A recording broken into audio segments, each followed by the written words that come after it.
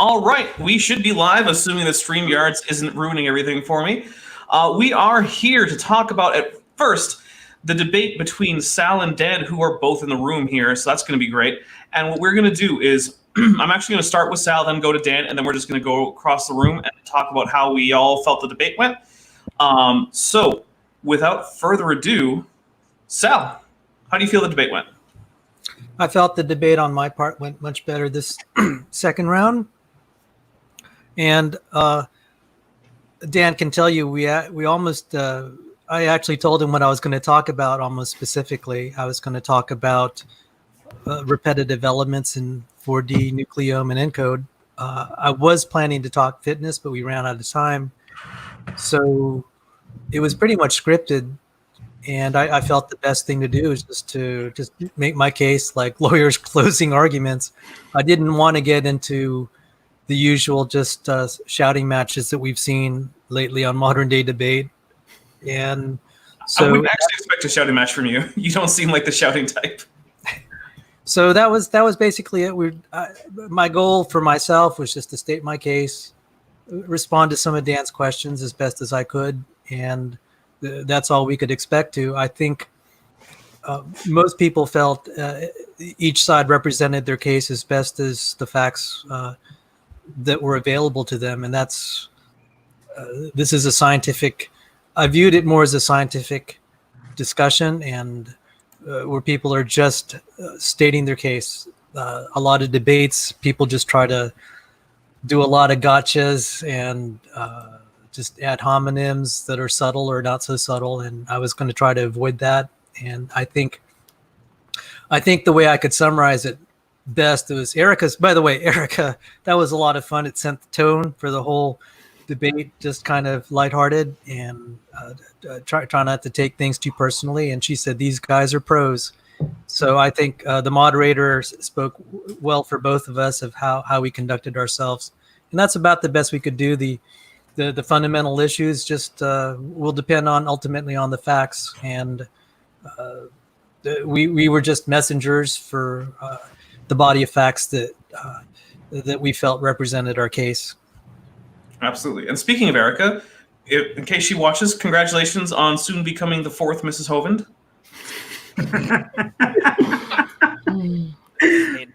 So, we need a teacher for her that says that, fourth Mrs. Hovind. Anyway, Dan, how do you think the debate went? That was that was a really fun way to start it off, and that definitely, I think, set the tone. I was really happy with how it went. I really like the format that Sal and I came up with, that where we kind of had like sections on specific topics that we each picked. And that was really good because it kept things moving and we didn't get bogged down. Sometimes you watch these things and it gets bogged down on minutia for like 40 minutes at a time. And we didn't do that, which made me really happy. So we're able to like actually cover a lot of stuff and actually address things instead of like just constantly, tunneling in on one little thing. Related to that was the topics that we covered. I was really happy with it because we'll talk about in a little bit. We're going to talk about the prep process and kind of like what Sal said is he said like what we were going to talk about. So I kind of knew what we were going to do. And I think, Sal, I don't know if you remember, but I did the same thing. At some point we were chatting and I was just like, yeah, I'm just going to ask you like these questions. And then in one of the segments, like that was literally exactly what I did. So we were not keeping our strategy secret from each other, which I think made it good because then we didn't have like the initial surprise, here's the thing part. We just like, here's what we want to do and kind of planned how we were going to approach different questions. So I was really happy with the breadth of material that we were able to cover. And I think, yeah, I was happy with how it went, but I want to hear from everybody else because as people watching and people in this discussion know, when you're doing it in real time, you don't have a good idea of like how it's being perceived. So I came away not knowing how any of that was perceived by the audience. So I would love to hear what other people thought. Okay, well, I guess we'll start with me since I'm at the top left, and I'll just from here on just go in sort of top to bottom, left to right sort of deal. So one thing I thought it was kind of surprising just how closely the debate hewed to our debate prep, which is something that we're going to get into, is how we did some debate prep. Because Sal, I don't know if you know, but you're basically looking at a good portion of Dan's debate prep team. Yeah, Gave him ideas, and he bounced ideas off of us. So we all do meetings probably more. I didn't know that. Yes, we are sort of the team. So it's almost like you've debated all of us all at once. You're a great team, by the way. Just wanted to say thank you. that. I really appreciate that. They really are. We'll get into it later, but the contributions were significant. Yes, and I think that we cover a broad area of scientific knowledge in relevant fields. So we've got some people here who are really good on the paleontology and geology and genetics. Dapper, by the way, you forgot to put the debate link in the description. Oh, did I? Okay, can you send that to me in the private chat and I'll add it? Sure thing. Okay, sorry about that. I also, Sal, do you have a YouTube channel? I don't remember. Evidenceandreasons.org will lead you to my YouTube channel. Okay, I'll make sure I add that too. Built out.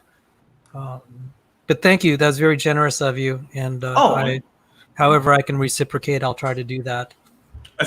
If you want to reciprocate, sometime just say, hey, go check out Dapper Dino's channel. He's one of those guys who likes to argue for evolution, but isn't a jerk about it. And also, we have a $2.99 do super chat from Ian Chen that says, Dan is super smart. Sal is super polite. Well, thank you very much, Ian Chen. Ian is one of my he's one of my top level patrons, and so he is always appreciated when he's around. And unfortunately, he can't always be here because he's out in Australia.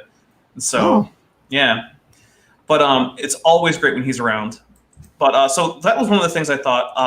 I also like the format where we could do the 2 minutes, or I don't remember exactly how much time it was, but there was a topic to be discussed for a set amount of time, and then it was discussed, and then you had to move on. Now, if it were like a written debate or a video exchange debate format, I think each of those topics could have been their own, separate debate that could have lasted, 4 or 5 hours worth of reading time or whatever. But you can't do that in a debate where you're going to be like at around $2. It's just, you just can't. But yeah, I think overall I really like that, and I want to leave most of my thoughts as to who did well or whatever to the rest of the panel, because as a host I'm trying to be reasonably neutral. So Dakota, what do you think? It's definitely interesting.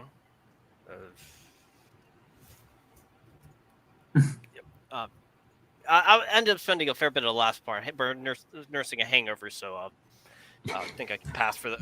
Okay, we'll go on to TD Lane.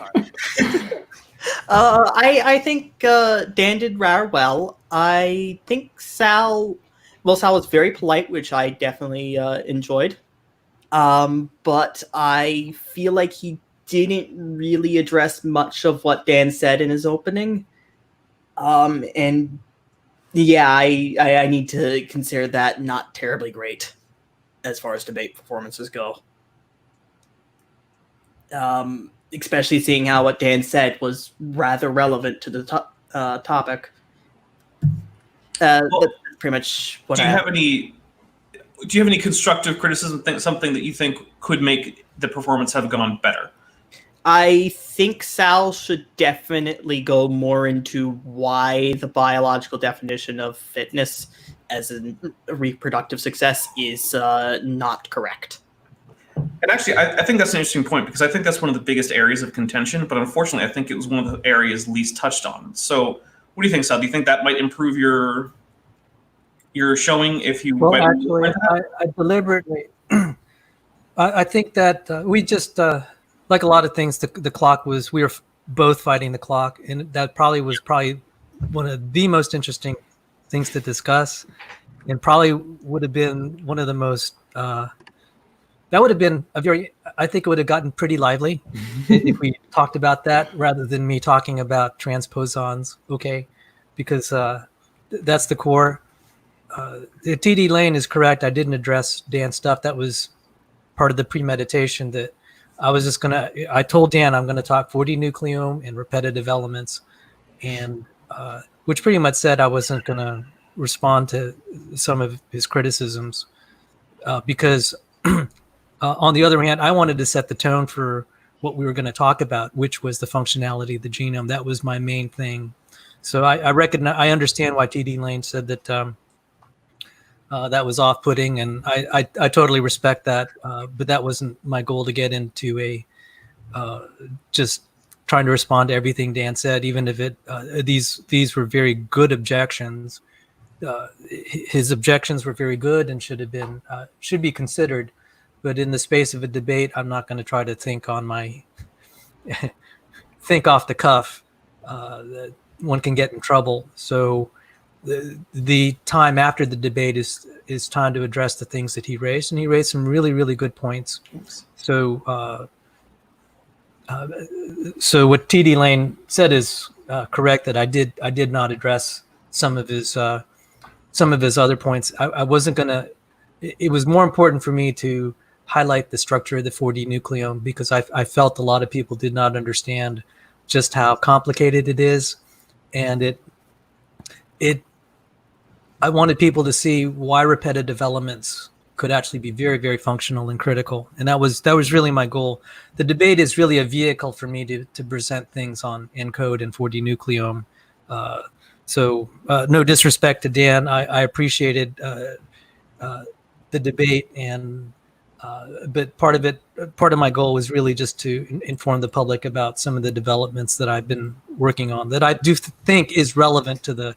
I felt what I did put on the table was relevant to the debate and things that he raised in the first debate regarding functionality. So that was an accurate observation by TD Lane that I did not address a lot of his points in the debate. Now, Thank you.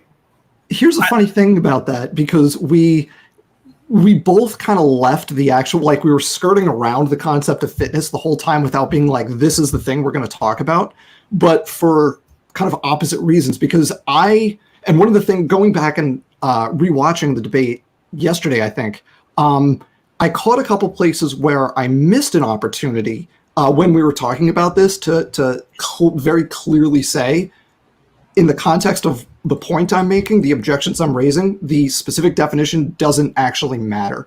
And I should have made that point more clearly, but it was in kind of trying to quickly make that point and then get back to whatever the main topic was in the various sections that we had, that I also kind of left the fitness thing on the table a couple of times. And so we didn't get around to it until that very last section at the end that was shorter than the first three topics we talked about, where it's 20 minutes, 20 minutes, 20 minutes, and the last one was just 10 minutes. And so that was, I also like deliberately left the fitness thing on the table, even though it was like the big point of contention. And I wish in the moment I had thought to more clearly explain why it didn't actually matter for the arguments I was making. That, like, if whether it's structural or whatever, it's the, epistasis still works. There's still context dependence for like fitness effects, no matter how you define fitness. So that's why I left it also on the table, and we didn't get to it until that very end section, which is kind of funny. So we're both dancing around it the whole time. Well, I have an idea. How about at some point we can schedule for some time a new debate in which we simply have the debate be whether or not the resolution can simply be reproductive success or viability is a good definition for fitness in the context of evolutionary biology. And Dan can be pro and Sal can be against. I think that is a great idea. I think that would be better as not set up as an adversarial debate, but just a general discussion of evolution, Right. rather than setting it up as a debate, because I think that there is a discussion to be had there over the context in which the different ideas are useful. But it is not the case that one of the, like, reproduction is simply wrong or bad or useless. Well, I'd like to say, I like Sal's definition in terms of if I were to go to a doctor, right? Like, I would want to take Sal's position because, quite frankly, things like how I'm feeling and how, my muscles are working and whether or not my brain's functioning is far more important to me than in 100 years, how many offspring or how many descendants will I have? I don't care so much about that from my own personal standpoint. So I can see why Sal might think that's a good definition. I don't know. What do you I mean, think? I haven't heard of any Ceratosaurus running around, so Oh, that's true. I don't have many options. Oh, but before we go on, we have a $4.99 super chat from Vandalia 1990. I can't talk. By the way, short answer, yes. to Okay, your yeah, suggestion, awesome. okay? Yeah, that'd be a fun My conversation to discussion, have. I don't want it to be adversarial. There's really, there's really a lot of good literature that just needs to be talked about. Yeah. Okay. And that means more parties for the rest of us over Zoom while you two hash things out. I would which love is to chat about highlight it. of the week. So Dapper, you were just saying something, then we got to get to Colton. Oh yeah, we're gonna get to Colton right after the super chat, which is from Vandalia 1998 for $4.99. He says, "I'd love to have Dan guest star on my podcast if he's interested. Dapper can send him my contact info. I should have a non-scheduled opening in August. So if you want to go, he has a podcast called Talking Time with Caffeine, and a lot of the topics have had to do with things like science and biology and a lot of things like that. So that sounds great. I may be of limited availability in August, but we'll talk. Okay. Well, I mean, I'm sure after August would probably work too. But Colton, what do you got? So I really liked how both of you presented your cases, and I'm going to give props to Sal for doing a much better job the second time around, because I was left a little unimpressed with the first time. And it seems like whatever prep you did for part 2 really helped strengthen your case. So whatever you're doing there, keep doing that for whatever it is, be it presentations, lectures, debates, whatever. You seem to be on the right track with that. Again, yeah, like everyone else, I kind of wish there had been more discussion about the evolutionary fitness, and I was kind of left with the impression that genetic entropy really does require more emphasis on the functionality of the genome to begin with, like as a, I don't want to call it an axiom because it seems like it's up for debate, but it seems like it's more important than I was originally getting from other sources. And I don't know, that's really all I have to say. Okay. That makes sense. And we also have a quick question from Evolution number 9. Have any of the debaters published peer-reviewed papers? Have any of the debaters published peer-reviewed papers? Yeah, I got a couple, but they're unless you're really into codon bias, they are not exciting. And you can also just Google my name, Dan Stern Cardinale. I think it's in the thumbnail. If you Google that, my PhD thesis pops up, and let me tell you, that is a real page turner. Oh yeah, it's real good. The plot twist in chapter 4, never going to see that coming. All right. I have a peer-reviewed abstract in Facet Biology on topoisomerase, experimental biology, 2019.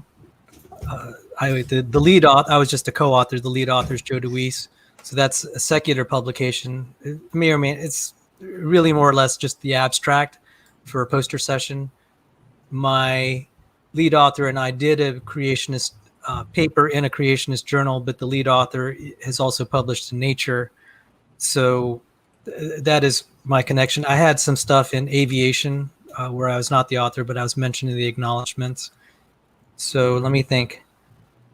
No. So you could probably say no. That's not really most of my scientific career was in things you don't want to talk about, which was in the aerospace and defense industry. So we really didn't want to make public some of the stuff we were working on. Okay.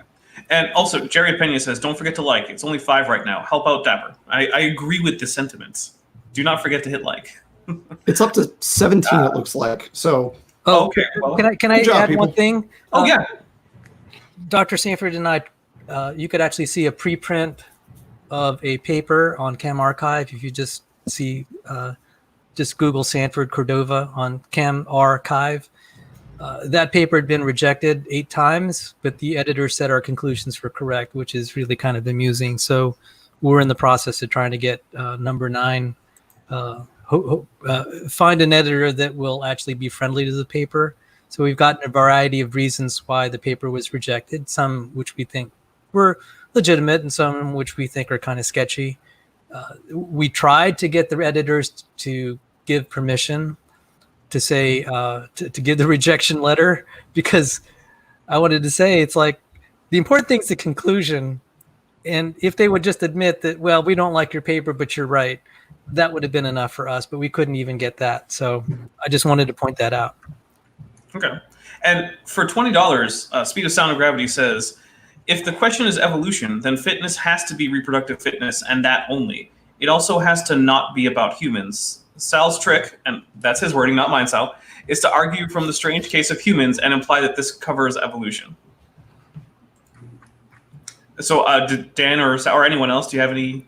Well, I think this is going to be this is all the more reason we probably need to have that discussion sometime, because I don't want to just dominate the show on this. Yeah. I mean, that's up to you, Dapper Dino, if you want me to respond to that more. I mean, although he did get $20. Oh my goodness, I don't want to disrespect.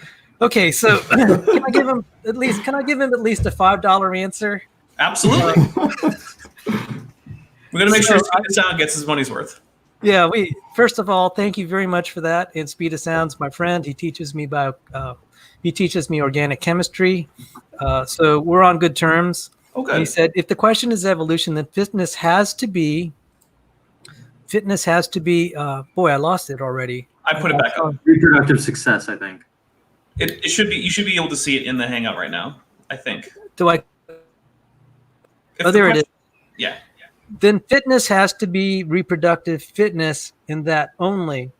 And that is an interesting question. There is a paper, which I'm going to send you, Speed of Sound and Gravity, that has even more links. It is by Ronald Brady. He's an associate professor of philosophy. And this was published in the Oxford Journals in Systematic Zoology. And he links to so many other evolutionary biologists who've been raising this question about fitness. And that would be actually, so for your $20, please remind me, you have my email, Speed of Sound and Gravity. I'll send you my bibliography list. You have one by Grodwell, Lewontin, and others. And I should acknowledge Speed of Sound did point out that when I mentioned Bialek in my discussion, Bialek is kind of not so clear in his book, like a lot of things, about how he defines fitness. He does seem to use the reproductive sense, but then most of the way he describes the perfection in biology is not with reproductive success, but in terms of physical principles. So I hope that's $5 worth, and maybe I can give you 15. I can give you a further $15 for with my discussion with Dan. So thank you very much for contributing to the channel. All right, thank you, and yes, very much, thank you. So quick thing there though. The important thing for the debate we just had on Wednesday. I don't know what days are anymore. Wednesday. It was Wednesday. Yeah. Yeah. The important thing relevant to this question of what is the definition of fitness is that Sanford is concerned with reproductive output. And since we're talking about Sanford's idea, in the context of genetic entropy, you can have all the philosophical arguments you want about this paper, this journal, this definition, that definition. In the context of genetic entropy, Sanford is not ambiguous about this. It's all about going extinct or not, which makes it about reproduction. And that's why, for our debate last week, the standard that is relevant is reproductive output. And I cannot wait, because I just like to talk about biology all the time. I can't wait to hash out more broadly what the appropriate definition is. But there's no question that if you're talking about genetic entropy and genomic degeneration and the effects of that, you have to talk about reproduction, because that's the argument Sanford makes. So that's why that debate is the way it is, and that's why I emphasized the extinction thing in that one segment. Like when we were both like, let's go find the exact quote. Is it about extinction? Because that's the linchpin. If he's talking about extinction, then Sanford is talking about reproductive output, and that's what the debate was about. So that's that definition. Whether or not you agree with it, that definition is imposed on us by the topic of the debate, and that's what I was trying to go at there. All right, and Ian Chen, we love you too. Thank you for stopping by. I realize it's like noon on Monday or something over there because Australia is in the future. So Have a good day at work, man. And again, thank you very much for stopping in. Well, I think at this point we should probably start to get off of the question about things like the definitions of fitness and things, and start talking about things like how do you do some debate prep? Because I think that's something that I don't know that everyone really has a handle on how Sal or Dan or people in general go about doing that. So I don't know which. I guess last time we started with Sal, so this time we'll start with Dan, and I think we have somewhere between 35 and 20 or so minutes that we want to cover that stuff. So, and then we'll get into the stuff with Hovind. So, but Dan, what is your normal debate process or debate prep? Sorry. Yeah. So what first thing is whoever the opponent is, go and find their stuff and read it and watch it. And as close to the topic as you're going to talk about as possible. And in particular, if you could find things kind of spaced out over time, you could see how the arguments evolve over time.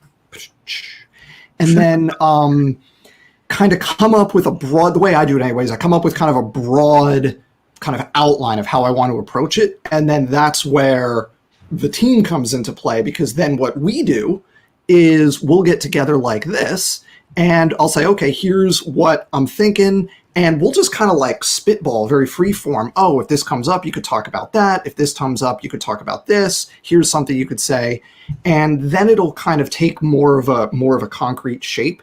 So like, I think we did, I know we did at least 2, maybe hour-ish preps for this one. There might've been a third shorter one at some point in there, but for at least the 2 main ones I had, at the beginning, it was a very bare bones kind of opening. And then for the second one, which was like the day before, it was a basically complete opening argument with like, here's where I want to go after that. And everybody, and I'll tell for everybody watching, this team was fantastic because they suggested things to say and include that actually were like, I was able to specifically incorporate. For example, Dakota came up with using the bonkers equation to illustrate how the appropriate definition of fitness is reproduction. Because the bonkers equation, the thing about if you have this many mutations, you need to have this many kids in order to be viable generation over generation, that's all about reproduction. So like I was able to put in a couple slides about that I actually used.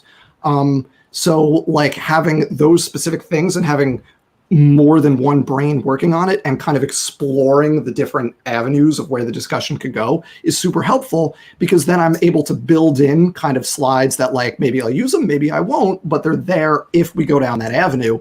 And in at least 2 or 3 cases the other day, we did go down a specific avenue that we talked about that someone brought up, oh, you can do it this way. And then that ended up being very helpful.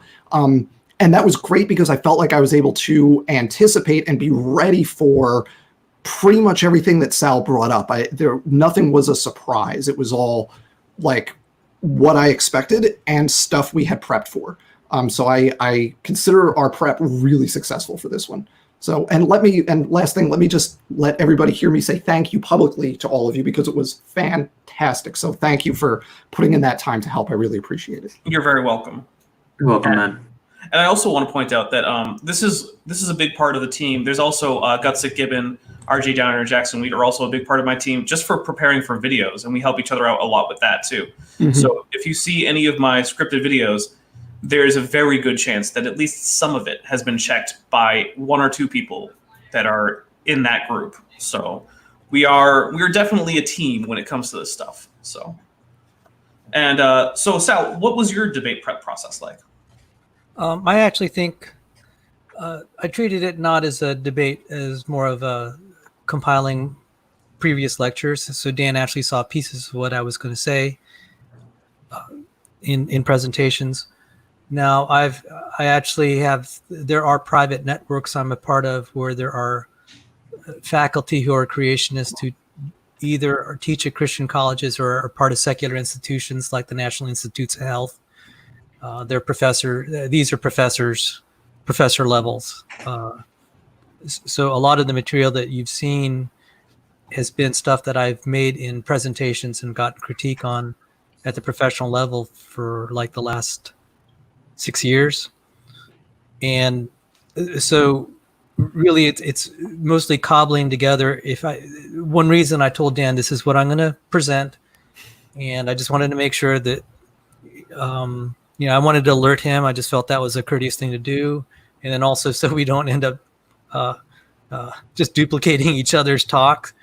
And all I did was just then cobble up some of pieces from presentations I'd made in the past. That was it, because I knew it had been vetted by people that actually do sit on peer-reviewed committees in the secular world. So that was mostly. That's why I was relatively confident this time around. It's like, okay, if I don't have to think during the debate, but just regurgitate stuff that has passed kind of review by peers that are qualified professors in the country at accredited universities, I said this will be good enough. So that was it. So just to tell you what that process has been, in a sense, I've been being prepped for that evening for almost 6 years. I'd actually gone to the ENCODE conference. If you see the videos that are publicly available through the NIH website for ENCODE 2015 Users and Researchers Applications Conference, you'll actually see me in the front seat of the ENCODE conference. I knew a lot of the leaders, had the privilege of meeting them, acquainted, not known. I got acquainted with them there. And I also had been spending time down at the NIH, both meeting with Dr. Sanford's colleagues and even studying under evolutionary biologists. So I said, this is the easiest way to do it, is just to kind of go scripted and just let the chips fall where they may. And I accepted the fact Dan could probably ask me some questions that I would not be capable of answering. And I said, I'm resolved to say I don't know the answer to that, or I'm probably wrong. And that takes a little bit of courage to say, Dan will make a good point, and I have to acknowledge that publicly. I'm not going to try to game it. So that was really my strategy, just to say, okay, Dan's very bright. He could find errors, and I have to have the courage to say either I didn't think about that, or that's a good point, or I may be dead wrong. All right. And I didn't want to interrupt the flow too much, but we do also have another $2.99 redo super chat from Ian, who says, "Bye, Daps. Love you. You're the best. Love Dan once more." So Thank you. You got a fan out there, Dan. Thank you. Yes. All I right. appreciate it. And hopefully, Ian almost always goes back and watches these after the fact, so he'll probably mention something else in the comments. I'll forward it to either of you if he does. So, so I think one of the things that I want to point out is if you're someone who wants to get into a debate, and I think this is something that everyone here can agree with, you need to know what you're talking about. Because I've seen some debates where people just kind of don't. In fact, I believe I saw a debate once where someone was debating the very topic of genetic entropy, but he didn't know what ENCODE was. And it was just like, you should know that. That's not really a good option for you, is to not know what ENCODE is. Because in case anyone doesn't know, ENCODE is this big genome-wide project to try to map out to what degree various parts of the genome are actually essentially chemically active in various processes in the cell. Are they targets for methylation? Are they transcribed? Do they actually ever produce proteins? Things like that. So in a conversation that's so much about what it is that genes are going to be doing from over the course of several generations, to not even know what that project is a pretty big oversight. So I think that's one of the things that I think everyone here can agree with, is know what you're talking about. And if you think that you need to know more about what you're talking about, like both Sal and Dan did, run it by other people who know something about this, right? Like we've had some people already mention my debate that I had actually now over a year ago with Kent Hovind. And I didn't do that on my own. I sent my debate notes to a paleontologist who specializes in archosaurs, so that way he could check and give me pointers. And because I wasn't going to go in there on my own, I didn't. Did I have in my head the entire list of Dinosaurus and Apomorphes? Nope, but he did, and so he made sure that I had them in my notes. So yeah, I think that is a really big part of it. So is there anything that anyone would do differently next time in terms of debate prep? From my perspective, no. I think what we did worked really well. I was really happy. I thought I was able to. I think I had the kind of resources at my fingertips to be able to address each point that Sal brought up, specifically because we kind of, as Sal said, we kind of talked about beforehand what we were going to talk about, so we weren't surprising each other. But then we took that information, we said, okay, here's bing, bing, bing, bing, bing, here are going to be the points. Okay, it's going to be in code, so let's talk about what the different functional elements are, and how frequent they actually are. Okay, it's going to be structural stuff. Okay, let's talk about how that relates back to the reproductive definition of fitness. So we're able to kind of take each point and kind of guide the flow into an avenue that I wanted to talk about. And that I think I felt like upon watching the debate rather than participating in it, that worked reasonably well. So obviously, just so for people who are watching this, the way we did it is we did our openings, and then we basically said, okay, we're going to do 4 topics. So we're each going to pick 2. And the person who introduces the topic, the other person gets the last word on that topic. So like, bring up a topic that I really want to talk about, but then Sal is going to get the last word on it. So, and within the middle there, you have whatever back and forth you have. And then what I felt like I was able to do is, when I had the opportunity to have the last word, was use that effectively, which was mostly down to the prep that we did ahead of time. So in that regard, I think it was very successful. So I like our process, and I'm sure we're going to continue to refine it, but I think it worked really well, and that's what we should keep doing. I think coming up pretty soon, we're going to give an example of our process. Yes, we should. That's the plan. Yeah. And so you can, or you don't have to feel like you have to stick around, but you're welcome to if you'd like, because after I think it's probably going to be in about maybe 10-ish minutes or so, we're going to leap into some debate prep for the upcoming Kent Hovind Dan debate. But is there anything that you would like to change about how you did your debate prep?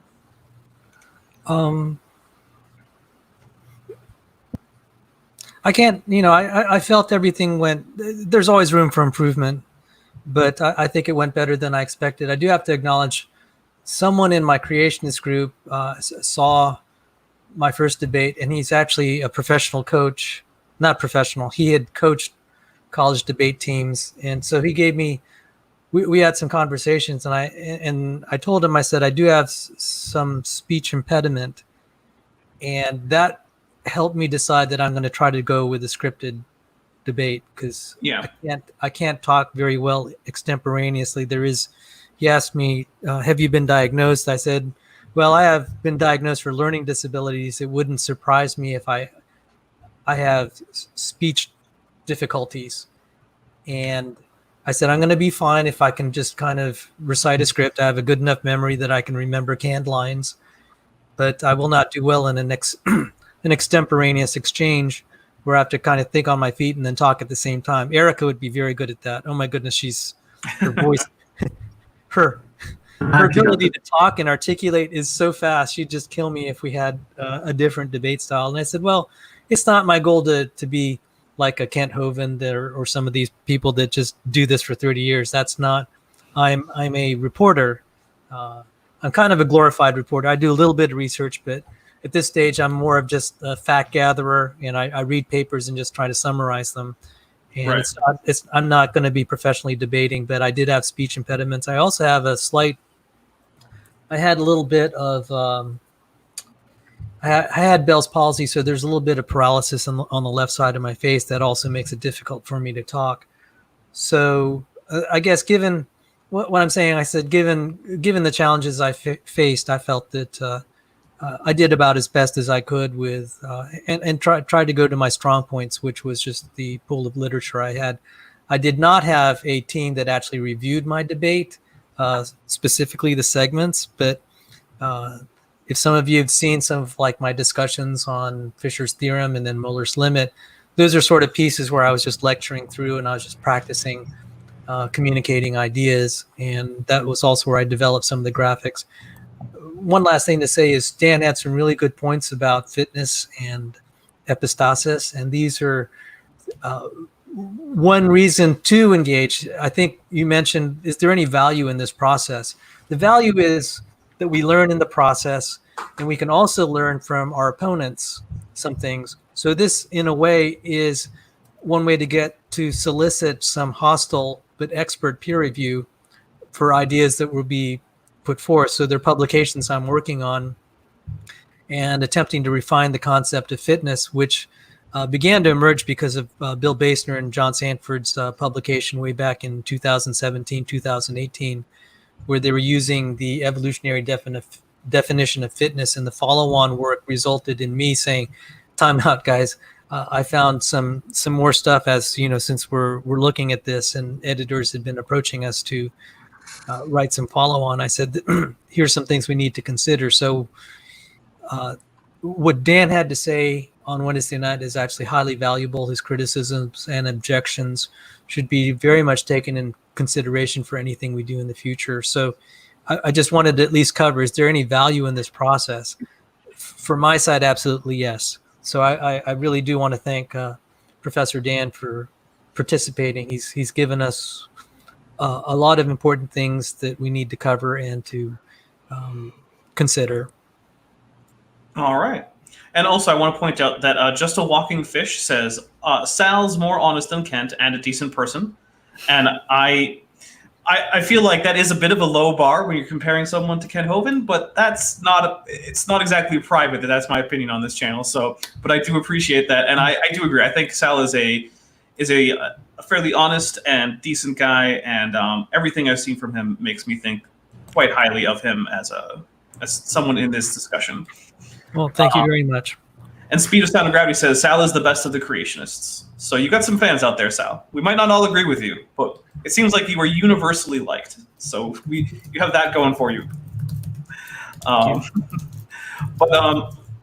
I actually, one of the things that you mentioned was that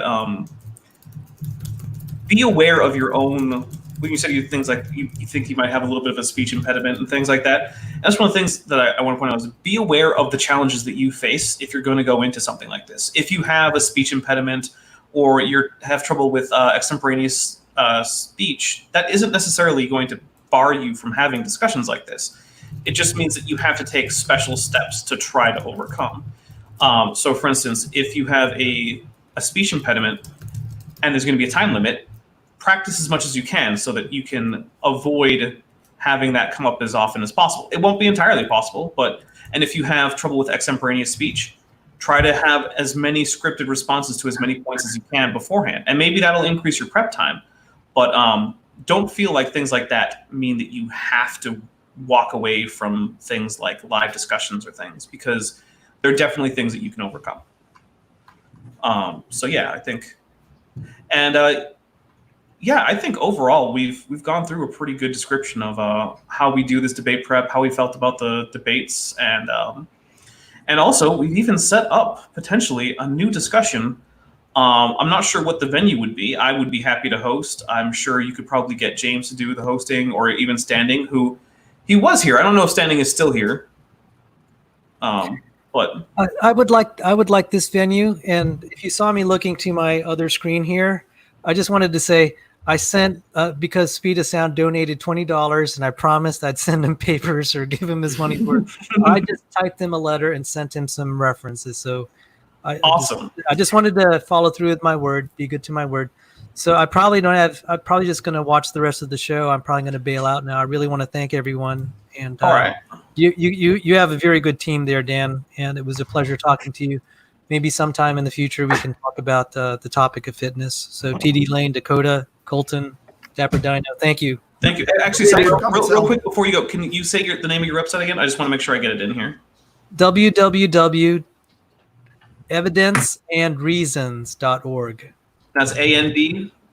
AND, yes. Evidenceandreasons.org. Awesome. Well, that has been updated. So that is going to be in the description now. If you don't see it now, just refresh the stream. So sorry, I just wanted to make sure I got that from you, Sal. Thank you very much for showing up. It's been a lot of fun. And hey, we'll have to schedule something where you two can discuss right here. Yeah, we'll talk about fitness. That'll be fun. That'd be great. Yeah, this channel sounds like a good venue, or Erica's. So thank you. Take care. Sounds good. Thanks, Sal. Bye. Hey, man. All right. Well, it was very nice to have Sal in here. I got to say, Sal has been very good about showing up for things like after shows and things, which I get it. People are busy. It's not always easy. But one of my rules is that both sides of a debate need to be invited to an after show, or I feel like it doesn't quite count as an after show. Oh, It's absolutely. sort of a self-congratulation party. Yeah. Yeah. So That wasn't a subtweet or anything. So anyway, let's talk about the Kent Hovind debate. So we're pivoting now. Yeah. So Kent Hovind and you are debating macroevolution. Macroevolution. Okay. So not any of the other of his 6 versions. Nope. Just and this is so. I don't know if Standing is still here, but he reached out to me after round 1 with Sal, saying, "Hey, do you want to talk to Kent?" And I said that would be awesome.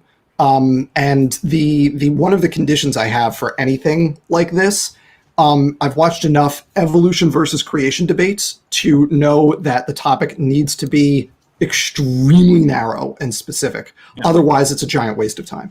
So we settled on macroevolution, which is great. It's that is the 23rd of July. And that's going to be on Standing's channel? It's going to be on Standing's channel. It's 23rd of July. I want to say 8 p.m., I think, or maybe 8:30. I forget. It's the evening of the 23rd, Eastern Daylight Time. What I will do is I will get Standing for Truth's channel in the description. And that way, even if it's not currently scheduled on his channel, you guys will be able to go directly from this video, at least to the channel, so you can subscribe or bookmark it or whatever you need to. So that way it's going to be readily available for you. And actually, just for today, I have plugged in my non-clickety-clackety keyboard, so that way I don't have to assault your ears with all of my typing noises. How dare you? We want our ears to be assaulted. No. So with the Kent, okay, so now we're in debate prep mode, and so I've watched a bunch of Kent stuff. Oh, you poor man. In particular, Erica's debate with him about human evolution, and a couple older ones. Deborah, I haven't watched yours, but who else did I watch? Someone I reasonably I don't know. I've watched a few. Oh, I watched RJ's. Yep. Okay. Yeah, and I feel like there was one more. Did Jackson do one with him? Maybe. I don't think Jackson did. No, Jackson did one on him with Noah's Flood. Did maybe that one? Yeah, there was one. I've watched a few, and the reason they all kind of together is because Kent always says the same thing. Yeah. Yep. Right down to saying that his opponent is either brainwashed or a brainwasher. It's just which side of the equation. I can't wait to see that come out. Are they on? I hope he calls me. I hope he calls me brainwashed. So based on what I've seen and what the topic is, I've got 2 kind of main thrusts that I want to go at here. And I don't know which one is kind of the better approach. So the first one is your math is crazy approach of like, you want to put X number of kinds on the ark, however many thousand years ago, and then within a span of 1,500 years, go to 26,000. I think I don't forget if that's tetrapods or vertebrates or whatever it is. I think it's tetrapods. And like the speciation rates are mind-boggling. It doesn't work. So you need to have a long evolutionary timeline and like the processes that we observe do it. So that's the first thing, is your model is bonkers and like just does not work. And then the second approach is go, rather than fight with Kent, is basically ignore Kent and say, look, we're never going to agree on a definition of macroevolution, but here's a bunch of things we're observing right now in the present that any reasonable person would agree is macroevolution. You can take it or leave it.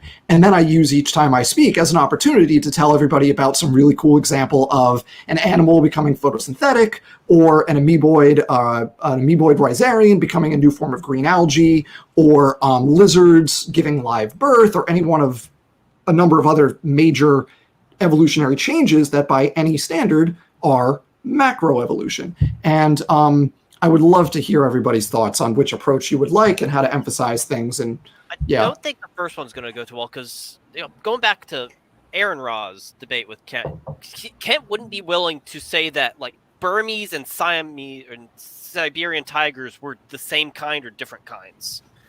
You couldn't even. He does a lot of, well, they could be, they might not be. I think they are, but I don't know. And there's like no firm ground. The goalpost, I can't even say it's moving because it has never stopped. It's spaghetti. It's a spaghetti goalpost. So The if he goalpost can't even isn't agree even in that the ground. tigers are a kind, if he won't allow to say as a concise goalpost of tigers are a kind, I don't think that Yeah, I'm trying to describe the math to him is gonna. Well, actually, Right. I do have an idea as to how you could make that work. If during your opening, rather than just having your opening be something that you read, if you record a video just for that, and what the video has included in it is clips of Kent saying, well, there's still an X, like it's still a dog, or it's still a cat, or it's still a bird, or whatever. Ooh. That is a tacit admission by Kent that he considers that to be a at least reasonable group of organisms to constitute a created kind. And then if you can use those groups to talk about why this math isn't going to work, because you've already said straight from the horse's mouth, this is at least a reasonable assumption for what a kind is. Maybe he doesn't know for sure, but he can't say that it's way too big or way too small. And those are actually fairly easy to find, because anytime he has 4 little cartoon pictures up next to a cartoon of a little boy with his hands raising a question, whatever that's usually an instance where he talks about kinds. And I know for a fact that he does talk about horses being a kind. So you could go with equids in general. Chromosomes. That's what Jensen goes with.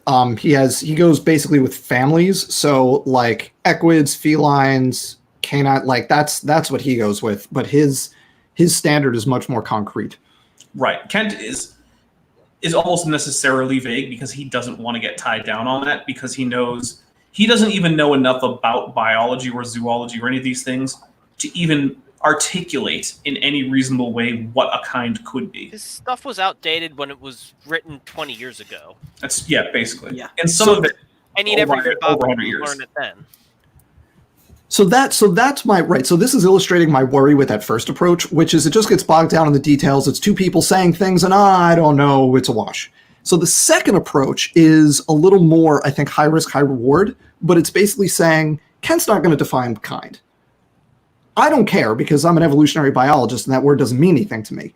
So I'm just going to give you examples that we have observed or are presently watching happen in nature of a change that by any reasonable definition is macroevolution.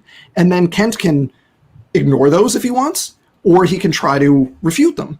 And we would see how that goes. He's very clear what a kind is. I have not seen him be clear about what a kind is, but if we have a taxonomic rank, then that would be awesome. So I think he's clear in one direction and very unclear in another direction. He's very clear in saying that a kind is whatever descended from the first group of organisms that God created with some kind of reproductive intercompatibility with each other, right? That would be a kind. But then identifying the borders of any such group of organisms, he doesn't even attempt it. Right. I mean, where are the boundaries? That's right. The question. Is So where are the boundaries? And the thing is that definition, unless you have a mechanism to differentiate between kinds objectively that people can check on and reproduce, having that sort of historical view of the kinds are the things that God created in the first place doesn't actually help in a scientific sense, because you then can't identify or falsify any hypotheses about how that realizes itself in modern biology. Well, so here's a thing now in the chat that's interesting. So if you go by the examples of macroevolution, he'll just say they're still giving birth to the same kind of animal. We don't see a new limb. But like, one of the examples is a group of rhizarians, the genus Pollinella.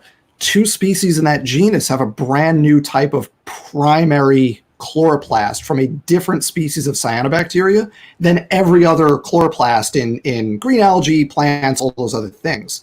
Like, if an amoeboid, right, it's not an amoeba technically, but if you want to be simple about it, if an amoeba becoming green algae is not a different kind of organism, then what the hell does that word mean anyway? Those are completely different things in terms of like what I they was just do. going to ask you, where the bacteria came from. Right, but then he's moving the goalpost to abiogenesis, and hey, Kent, this debate's about macroevolution. Stay on topic. Or he'll say something to the effect of that's like having a heart transplant and saying you're now a different person. I think he might say, because if it's another living organism and it's a witnessed example of endosymbiosis, well, to him, he might literally equate that with transplant of an organ or skin or whatever. Okay, so yeah, I mean, then I like I've seen him do the 5-year-old thing. Then it's like, okay, what if you have an animal that becomes sessile and photosynthetic, and it stops hunting and it just sits there and harvests sunlight? That's an animal that's turned into a plant. Yeah. Right? Would a 5-year-old consider that a different kind? Because we've seen that, like, we're watching that happen right now in like multiple things, right? So I mean, these, like, the examples that I want to pull here are not like edge cases. Like, they're very obvious. Yes, makes sense. Okay. Now, I do think that one thing that he might then want, because in your initial talk about this, you said whenever you get to talk, you're just going to list more examples. He may at some point complain that you are not addressing whatever nonsense it is that he brings up.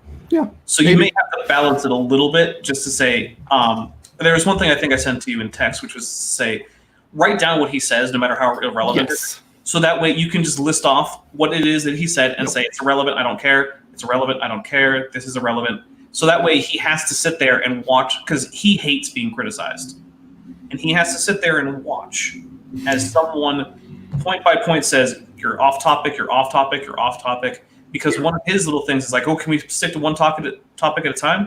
And every time you point out where he went off topic, that's just turning that insistence right back around on him. It's like, yeah, I would like to stick to one topic at a time. And then we're doing that. You're not. And another thing is Kent likes to put bait out for topics he wants to talk and then go to his tropes. Do not take those baits unless you want to talk about those tropes. Because otherwise you're just going to get way off topic. Yeah, we're not gonna like go down those silly rabbit holes that Hovind likes to go down. That's not gonna happen. Yeah. I also I can define kind. Biota reproduces after biota. Oh, there you go. Yeah. Well, and the thing is, like, it's one of those things, like I say, like, on this channel, I'm not here to convince you that God didn't make life. If you want to go with, the advent of life on Earth was a miracle, okay, I don't really care that much. Research is going on that's indicating that maybe that's not the case, but if you get to attribute it to that's how God did it. So yeah, but I try to get people at least to the point where they're like, yeah, universal common descent is a thing. But also, one thing I would say is have some slides for things he's going to say, as you can just flash up for a rebuttal. So, for instance, he's going to talk about why everything you're saying is SpongeBob imagination. Have a slide with a picture of SpongeBob doing the little imagination rainbow and point out why everything you said is actually just straight up a fact of reality. None of this is conjecture. None of this is made up. These are just a collection of facts. He's probably has like one of the few times he's going to be able to try to counter your point is I can't define kinds, species problem. Which I know you already have a great counter for that. Right. So if he comes at me with, well, biologists can't define species, I'm lucky in this context because I'm weird and I think species concepts are dumb. So I can say, yeah, I agree. Putting things in boxes that are artificial is stupid. Next question. Right. But I think one of the things we can point out trying. Is that clades aren't artificial boxes. Right. And exactly. Lineages, useful. Clades, useful. Species, not useful. I think species are useful in that we have to be able to refer to a collection of organisms without giving their entire evolutionary history. Well, that's what the genus is for. Right, but there are multiple variations within a genus. I just think it's a handy thing as a way to label things. But we shouldn't imagine that our genus species labels are very meaningful. They're not. They're just convenient tags that we can attach. Yeah, they're useful. My problem with it is when you get into like I have this problem with viruses where in one genus you might have the standard for being the same species might be 85% nucleotide identity. If you're hit that threshold, two things are the same species. But then in the sister genus, the standard might be 92%. Like, that's totally arbitrary. That's stupid. It Like, is, what? Just talk about the lineages. Don't. It's just it makes me mad. It makes me mad. Species concepts. If you study virology, you will come to hate the idea of species concepts because none of them work, and it's all arbitrary, and it's just people want to like fudge the numbers to like I discovered a genus instead of a substrain or whatever, and it's just none of it matters. Well, everyone wants to be able to stamp their name on a genus. It's way Yeah, more exactly. That's way more impressive. And you know how excited I was when I learned that they had named a dinosaur Dakota Raptor? I mean, And I have nothing fair to do enough. with it. Just have the same 6 letters. Which, by the way, can we see that wonderful Utah Raptor skull that you have there? Oh yeah, Yeah. check that out. And while he shows that, Yeah, I would like to note that Yes. I'm really getting wood to all, put all on the wall. species are just phenotypes within a genus. Hold on, I gotta. Oh, Oh. I gotta. There we How go. do I zoom? I want to get him. Can I not get you all by focused? I want to get. Are we trying to get the skull? Oh, there we go. Yeah, I wanted to get the skull full screen. Look at that. That is gnarly, though. I know. I want one. And that's a life-size half skull of a Utah Raptor, right? Yeah, got a 3D printer, so found this file, chopped it all up. This is 2.1 kilograms of filament all total. Whew. Yeah, so it's like you're looking at almost $50 worth of plastic.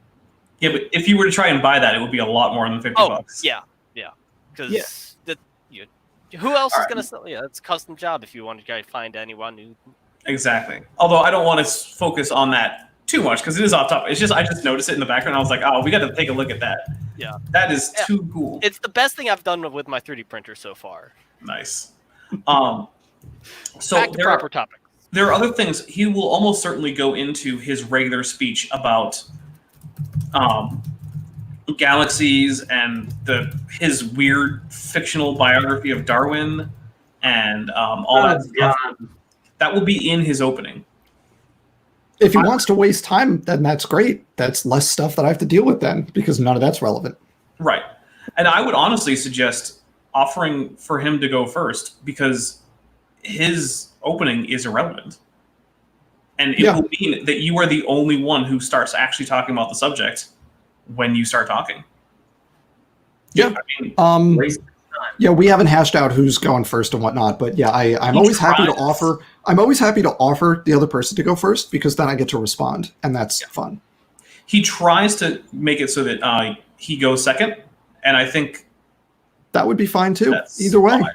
I would because then I set the terms of the debate, so it's a win-win as far as I'm concerned. It doesn't matter to me. I would suggest that you offer it to him just because it'll just mean that he wastes even more of his own time because you can start out your presentation. You can even have it in pre-made slides, things that are irrelevant to this debate. You don't even have to make it like it's a rebuttal because you already know what he's going to say. Or I mean, I can make them as he's talking. I did that in the first debate with Sal. There were a couple slides that I made. At one point I pulled up the figure with like the exponential human population growth. Like I made that 30 seconds before I showed it, like while Sal was talking. So like I can have like a framework, and then I can fill it in based on what he says in real time if I want to. It's again, we're talking high risk, high reward here, but Right. It wouldn't be the first time. One thing is, if you do decide to talk about the bonkersness of the model of the 1500 years, because I think it might even be a good idea to have both things in your opening and see what he thinks it's a good road to go down. Because if he wants to go down the road of how quickly speciation needs to occur, I mean, you can just nail him on that. But one thing I think that you would have to make sure is why are you using that 1500 year or so mark? Because I'd be very clear about that. 4,400 years. Yeah. And so we're basing that on things like, Egypt. Egypt, right? Because we had talked about how in Egypt we have numerous groups of organisms already diverged and known to the Egyptians. And that is one of our oldest civilizations where we have very clear art depicting these different groups of organisms. Right. So I mean, just we've talked about this. Within Egypt, you've got, I don't know the technical name for the group, but raptors. You've got a number of raptors portrayed, and you've got Felidae basically has already diverged into all its component species by the time Egypt starts making hieroglyphics. So, I mean, even if you set that at like ridiculously recently, around the time of the late Bronze Age collapse, which was like 1200-ish BCE, you're still only getting 1500 years between the flood and that to have all that speciation occur. And it just doesn't work. You end up having like successive generations have to be different species in order for that to work. It just doesn't work.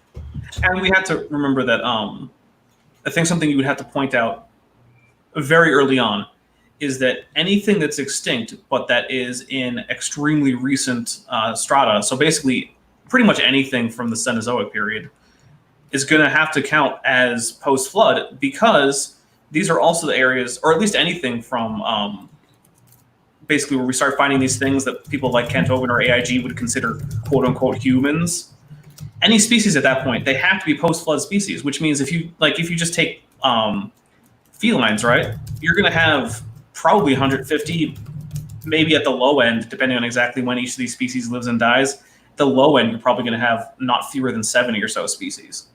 And so, yeah, actually, one of the things I'd like to make note of is, like with Europe alone, you have to have all the Ice Age megafauna that are depicted in cave art there already diverged by the time that whenever they might say that's been made, and extinct before the ancient Greeks come along. Mm-hmm. Yeah, because the ancient Greeks would have written about and it. the ancient Greeks, again, that's pre-Bronze Age collapse, right? We're talking in the neighborhood of 1500 BC at that point. So I mean, you're really compressing the speciation rates into a very narrow window. Interesting thing here, that so plant kinds, yes. Plants just do bonkers stuff with their genes, and they do all kinds of hybridization and polyploidy and things. I don't know where Kent stands on that. I've never heard him talk about it. But that's yeah, elephants can't mate with pine trees, so they're different kinds. That's about as much as it gets. But then the interesting one here from Zoom 153, that no new genetic information. Well, I got his number on that one, because you can look at cases like, okay, so he'll say that for like the endosymbiosis thing, right? Where, well, it's a bacteria and it's this thing, and there's nothing new. Now, one, that's not true, because you need to have new genes that are interfacing between the two. So that's easy. But the other one, okay, let's talk about lizards that give live birth. You've got some species of lizards now that have a rudimentary placenta. And we're watching this evolve in real time, because we have records going back generations where they were laying eggs. And now we're watching them give live birth. And there's a few very specific genes that mammals have that make the placenta work. And lizards don't use the same genes to do that. They have a new, different set of genes that make their placentas work. And then you get into like orphan genes, created heterozygosity, but now we're talking molecular genetics, and now we're on my playing field. And if they want to talk about created heterozygosity, if Kent wants to talk created heterozygosity, we can do that, but that's not going to work. Dan, that's from before. Those words probably weren't even defined when Kent gets his sources from. Yeah, that's right. He's an older generation. So like Jensen is big on created heterozygosity. Anytime I watch Standing talk about stuff, created heterozygosity comes up. But yeah, Hovind is from an earlier generation of creationists, and that's not really part of his thing. Dan, I want to describe to you his conception of genetics. Okay? First, he thinks that every chromosome contains a copy of the entire genome. Next, he thinks that every base pair or every nucleotide, it's not clear, is a gene. Should I just like ask him these things? Like, what is a gene? You probably should, because he will give a definition. Let's start with that. You know what? Okay, so after my intro, it's just like, you know what? Let's clear the air. Let's make sure we're using the same terms. Right. He also thinks that the way that recombination during reproduction from two haploid cells works is each chromosome unwinds into a long strand of DNA, which then splits down the base pairs. So now you just have a single-stranded DNA with just bare nucleotides. And then each half will join up with a corresponding other half from the other parent, and then they will spool back together and rewind into a chromosome. I'm pretty sure that's not how that works. Yes, he also thinks that every single nucleotide of a different kind, of a separate kind, is actually going to be somewhat different from other nucleotides of the same type. So he thinks that not every T is equal, not every G is equal, not every A. There are significant differences inside the chemical structure somehow. So you are debating someone who is on a flat Earth level of understanding when it comes to genetics. This is someone who cannot define anything to do with the field. So okay, so in that, so having that revelation. So what we're going to do is we'll do the intros, and then at my next opportunity, we'll say, let's clear the air. Let's like get all of our definitions in a row, make sure we're good. So allele, base pair, gene, Walking Fish had a good list there. Chromosome, whatever, diploid, haploid, whatever. Just make gamete. Probably be a good one. Just make sure we're all on the same page in terms of what this stuff means. Yeah, gene, locus, allele, nucleotide. Yeah, like that's a good list. Actually, he was unable to define allele when asked in a recent debate with Conspiracy Cats on a Marvel Girls channel.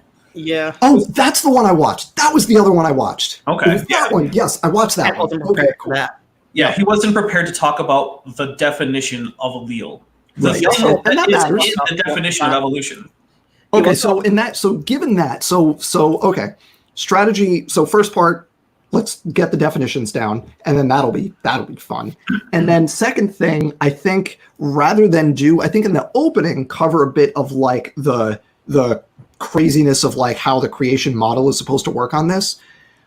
Cover that in the opening, but then for the rest of it, I think just have fun talking about these like really cool examples that we're getting to watch in real time. I know someone mentioned is the lizards that are losing their legs. That's a really obvious one where he's going to say, well, that's a loss, but then it's not. It's actually changing the regulatory the expression pattern of a specific gene during embryonic development. So it's not a loss of anything. It's just changing the regulatory network. But it's not a loss of anything. And, I agree with JG here. Kent doesn't do well on genetics. He will try to avoid it at all costs. If you can get him onto a discussion about genetics and how it relates to macroevolution, he will almost certainly fall apart. Because, like I said, he knows less than nothing about genetics. Yeah. Everything I can provide video to back myself up on that. Nice. So then for that, here's lots of fun examples of macroevolution. Let's talk about the genetics of each of these as kind of a preemptive, well, that's just a loss of whatever that's, whatever he would say, to negate it. It's like, well, and here's the genetics of it. It's this gene doing this. It's this new pathway doing whatever. And then that hopefully gets us. Either he can dispute the genetics of it, and then we're on that ground, or he can ignore it, and then I can, when it comes back around to me, point out that he ignored it. And either way is a win. Yeah, I think it needs to be made a point that Kent probably knows more about what a dinosaur is than he does about genetics. And that's not saying much. No. Sal, if you watch my debate, which I do recommend, it is a lot of fun. At one I'll point, put that at the top of the list. At one point, I asked him, let's say you found a skeleton, right? This is a skeleton in the ground, and you want to figure out if it's a dinosaur. How would you figure that out? How would you do it, Kent? Nice. And his answer is, well, I don't know. That's an interesting question. I would have to do some research on that, which is an admission that he doesn't know what a dinosaur is. Because the way you would figure it out is by seeing if it meets the definition of a dinosaur, which he can't define. But also, Zoom153 says, I have to stress what Dapper is saying.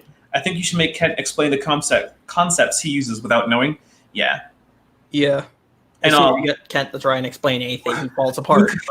Lucas says, okay, it will be epic, except for a small thing. Kent will dodge this debate. Yeah, do be prepared for that. He has an extremely poor track record on showing up.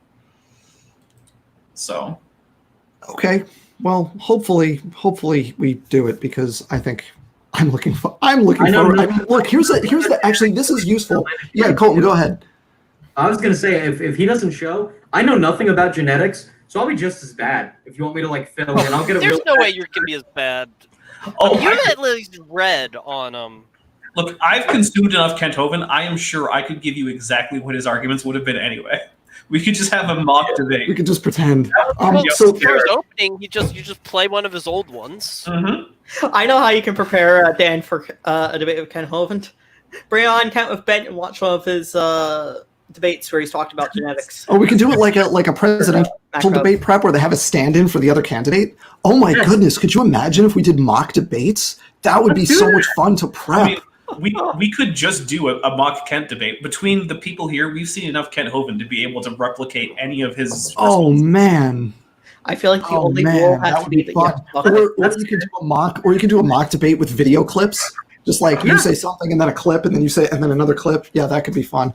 So actually, this gets at a thing that we talked about, and maybe we could wrap up with this topic of the point of doing things like this, because for a long time, my feeling was that like biologists shouldn't be in the business of like giving a platform to creationists that appears to give them an equal footing or validate their whatever. And I have done a complete 180 on that one, obviously, because, so like Kent obviously is not honest. He doesn't know what he's talking about. He's just going to use this as a platform to spew his nonsense, right?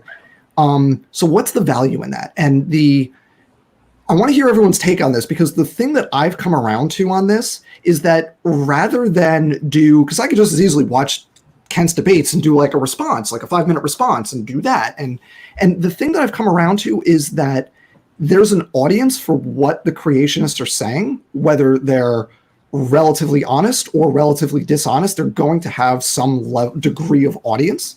So it's better to be in the room in real time responding to them than doing it separately, because the audience is going to be there one way or the other. So it's better to just also be there.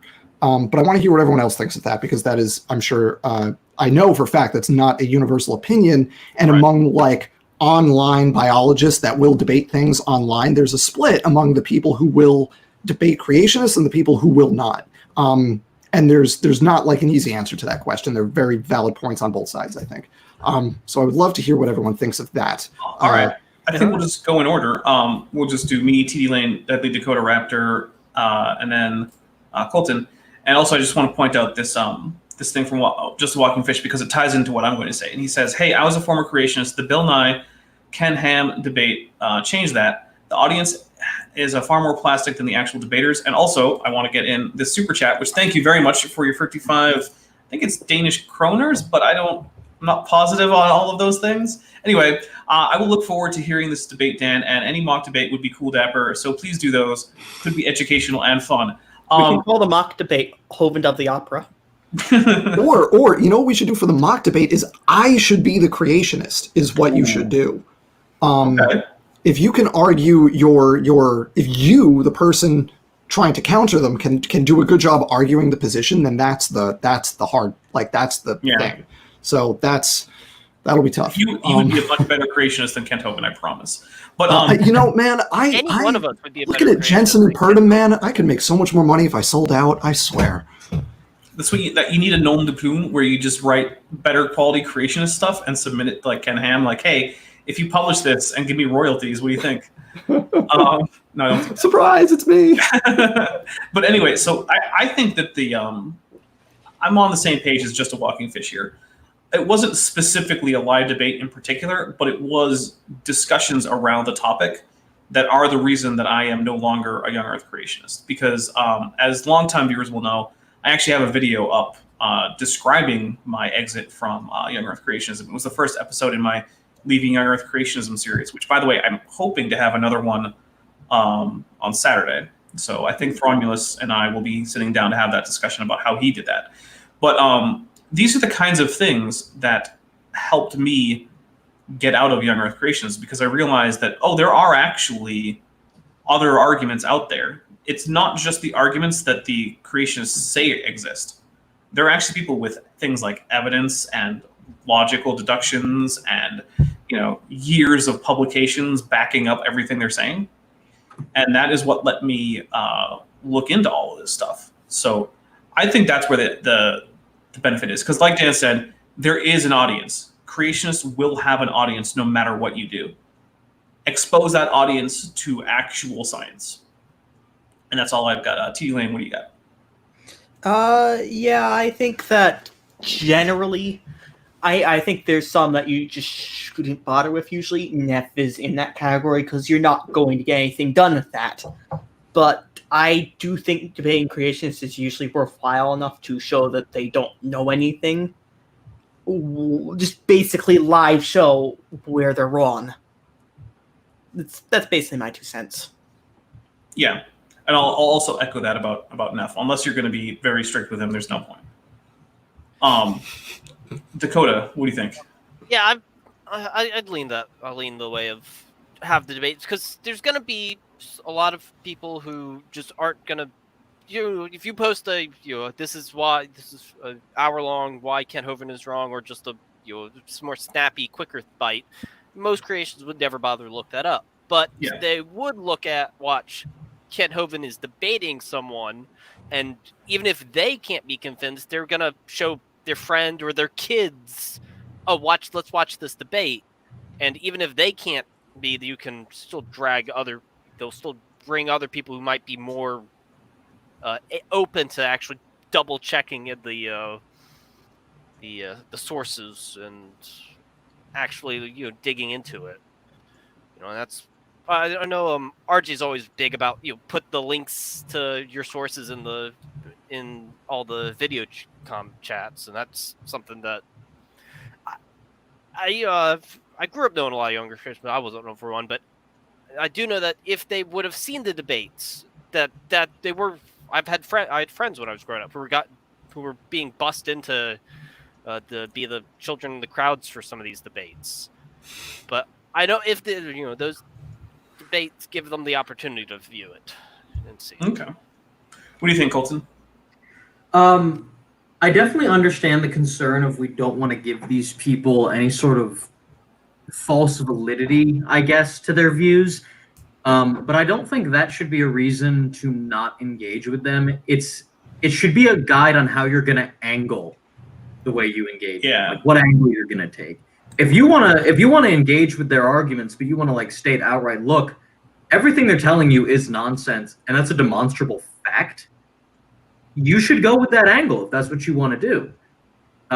Because if you say nothing about it, it doesn't help the people who actually might need someone like you and your expertise to help pull them out of it. Right. And I think one thing that you can, if the question comes up during a debate, one of the things you can say is look, the reason I'm doing a live debate on the internet and not say the way science is actually done in the literature is because the debate is actually over. Yeah. This is a fun thing that we can do on the side because the science is already out there. There is no debate on this. Creationism is wrong. It is at least as wrong as the flat earth. There is no possibility for any of this young earth creationist stuff. There is zero chance. It is flat wrong. It has been contradicted by everything. However, this is a fun thing, and I might be able to reach people in the audience. So, I don't feel like that's something you have to put in your opening statements or something. That's the kind of thing that I would say if asked about why are you doing this and why isn't this being hashed out the way science normally is and stuff like that. Yeah.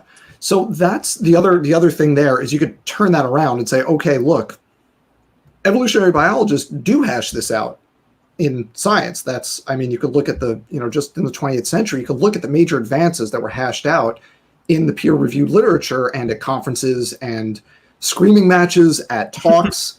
This is a messy process that takes a long time to hash out ideas, but it's that's how it's been done. Creationism has not attempted to engage with that. Creationists have their own journals that are peer-reviewed in so much as other creationists look over publications before they get published. But creationists are making no attempt to have the true scientific debate. Science is not hashed out in internet debates. It's not hashed out in classrooms in Dover, Pennsylvania. Science is hashed out in the peer-reviewed literature, and creationists have had no interest at any point of doing that work. They're not hashed out in popular level books, by Michael Behe or Nathaniel Jeanson. That's not how you do science. Right. But no one's trying to do it. They'll complain, we can't get published when we publish creation stuff. It's that's because you failed peer review. Because you failed peer review. That's because even in the papers you get published that are tangentially related, like the Sanford H1N1 paper or the Behe 2 mutations to get a new protein interaction paper, or the Armitage Horn paper. Or the Basner and Sanford paper that uses the same the same mutation distribution from from Kimura in 1979. Like, there are basic errors with these things where you can describe the math, but then if you try to go in the literature the next step and say, therefore, XYZ, people will smack you down immediately because, yes, you made a model and described the model, but it's not valid, so you can't make the next step. And that's where they fall on their face. The other very fine line to walk here, though, is the backfire effect, which is where if someone has a belief and they hear information contrary to that belief, that reinforces the belief, right? So it's not enough to just, and I've had to unlearn how to do this, because in a just and rational world, if I say, no, sir, you are wrong for reasons X, Y, and Z, and they can't refute reasons X, Y, and Z, then that's the end. I'm right, you're wrong, and everyone changes their mind. But in the real world, it doesn't work that way. So what we have to do is kind of gently change views in a way that shows, it's almost like show absurdity, where it's like, really? That's how you're saying this works? Or really? You're going to say this thing that we're watching isn't actually happening? It has to be like incredulous, not hostile. That is the only reason I haven't suggested banning Paul Price from the Debate Evolution subreddit, because he is a perfect example of that. You can just watch everything he says, how absolutely wrong it is, and it's important to keep that for using his own sources. What, like his post on the jog information that completely ignored all the responsibility? Yeah, right. All right, guys. Well, we are up around that 90-minute mark that we wanted to set this for. So what I'm going to do now is I'm going to give a little bit of channel update stuff, and then I think we're going to have a final word from everybody, and then we're going to get out of here. So Kent with Bent 30 is coming up on Tuesday. That is going to be the next release. Then Thursday will be a video that I am working on right now. I just have to finish up with my credits for this month, so that way I can thank everyone who is either subscribed or channel member, or sorry, not subscribed, but is either a patron or channel member at the appropriate level, which, by the way, I have channel memberships. If you want to get fun emojis, like there's a Kent emoji, there's a Godzilla emoji, there's a monocle, there's a top hat, there's just my avatar. Feel free. Starts at $1.99. So if you want that, go ahead. If we get, I believe, 4 more, I get to add Mothra as an emoji. So we'll have Godzilla and Mothra.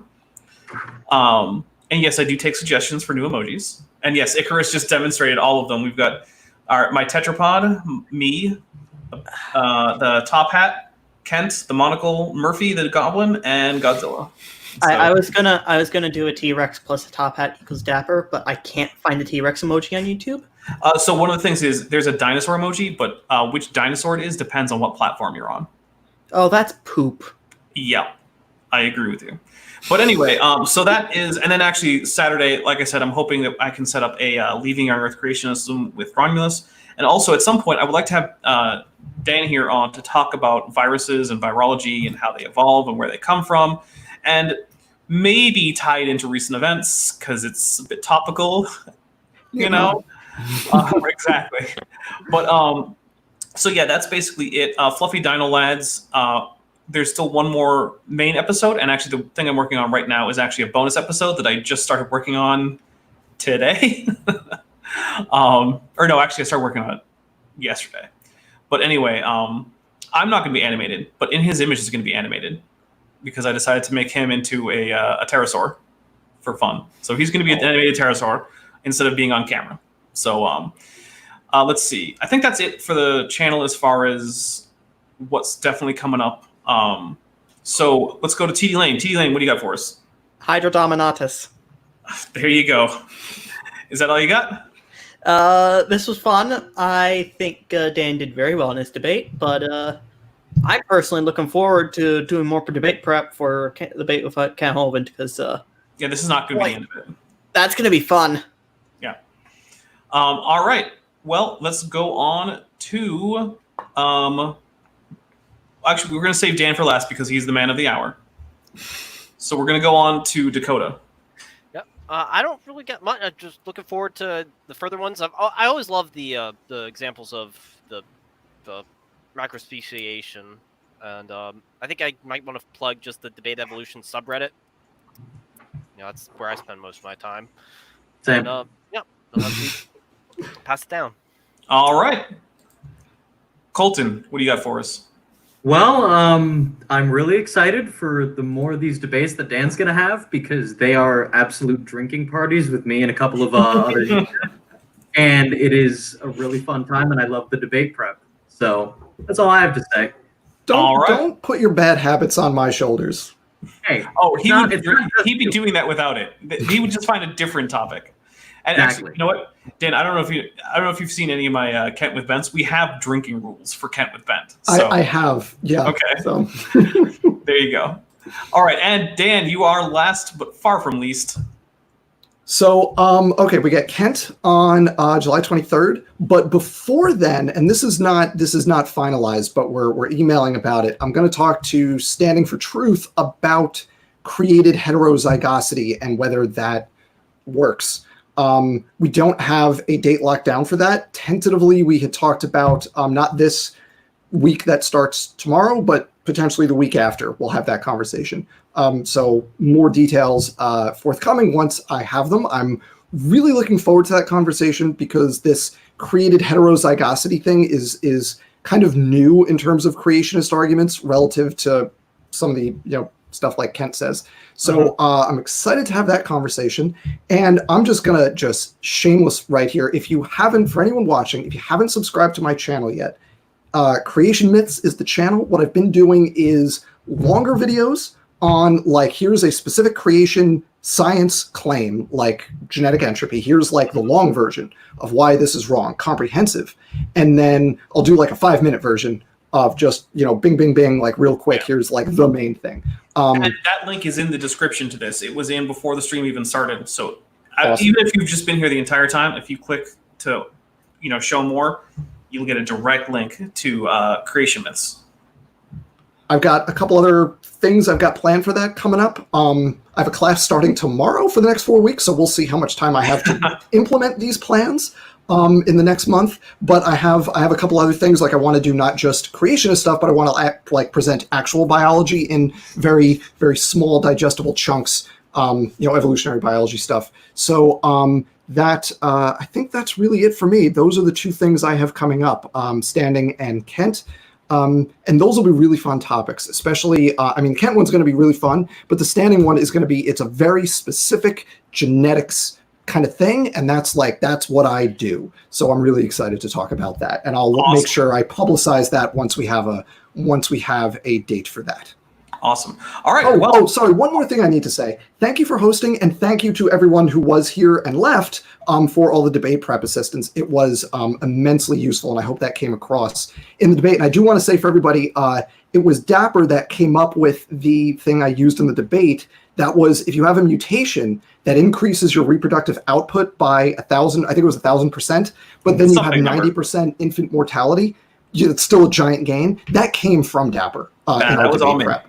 Yep. So we're now going to do I don't know if it was your suggestion or someone else's, but we're going to do these preps now publicly because this is fun.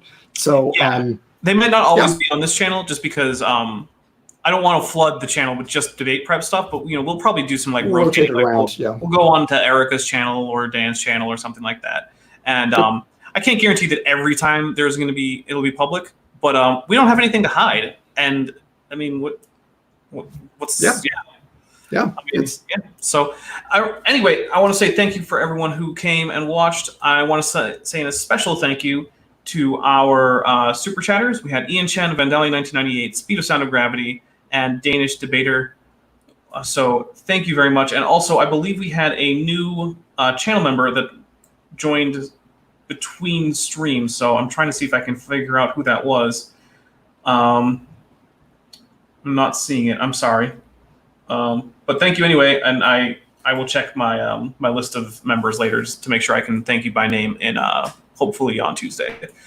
But I think that's it, and I hope all of you have a wonderful rest of your day or night or morning or whatever it is where you are. I'm the Dapper Dinosaur. I'll see you guys later.